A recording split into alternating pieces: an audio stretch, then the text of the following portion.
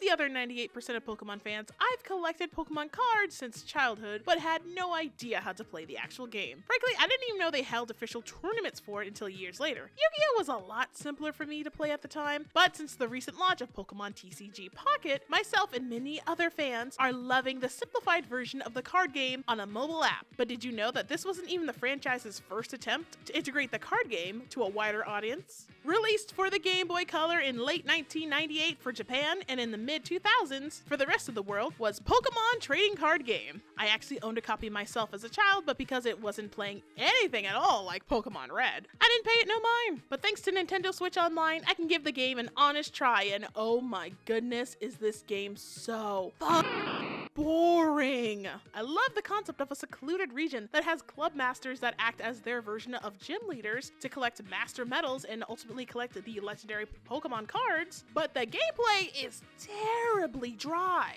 Because Pokemon TCG for the Game Boy Color is based directly on the game itself. You're working with a deck of 60 cards, and it can boil down to a waiting game if you don't have any energy cards to attach to your active Pokemon. So you're either a sitting duck, or you're one-shotting your opponent until winning all of their prize cards. The game was innovative for the time though. You're given a starter deck and can win booster packs from battles to build new decks. So unless you know how to build a proper deck, which I don't, you're gonna struggle for a long time between duels, which could take over half an hour because you had a terrible hand. Even though Pokemon TCG for GBC was a faithful adaptation of the card game, it left a lot to be desired, especially compared to their far more successful JRPG that sold over 31 million copies worldwide at the time. Despite the positive reviews, TCG for GBC only sold a little 500,000 copies in Japan and 1.5 million in North America at the time. This could have been the end of the card game reaching wider audiences if not for Pokemon TCG Pocket.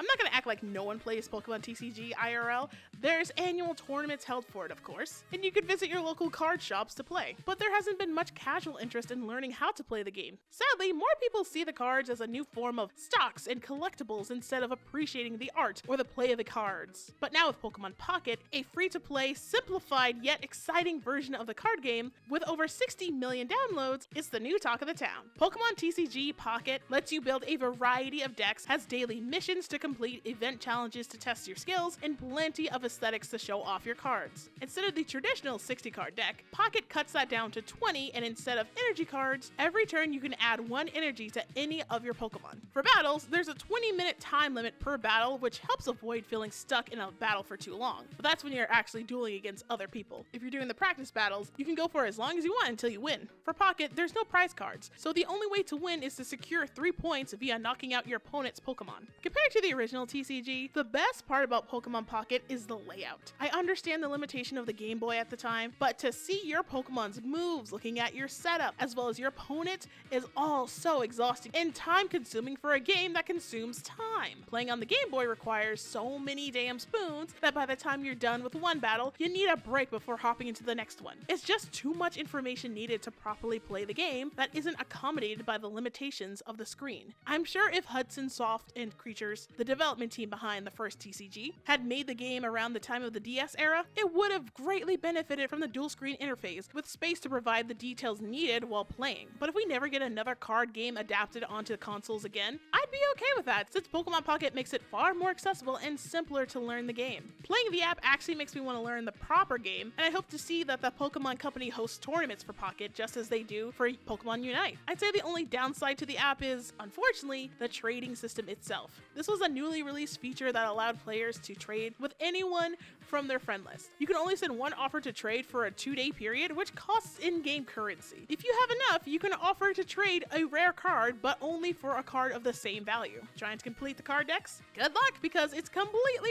random what card you can get while waiting. So unless you play Pokemon Pocket with friends in your immediate proximity, you'll find the trading feature more irritating than Wonder Trades. At least you see the potential cards you could pick from Wonder Trading. It's just a matter of luck. Kinda defeats the purpose of a trading card game if you can't properly trade. I was hoping it would be more like the DS era global trading network, where you could offer a specific Pokemon for another that you're looking for. All those Dialgas for Caterpies and Bidoofs brings me back. Well, that was a fun look down memory lane. So let me know in the comments, did you play Pokemon TCG? Either the actual card game, video game, or mobile game? And which do you prefer and why? I'm genuinely curious because while I don't have the patience to play the real deal right now, but I would like some tips from those who have actual experience and know what they're doing to get myself started. Thank you.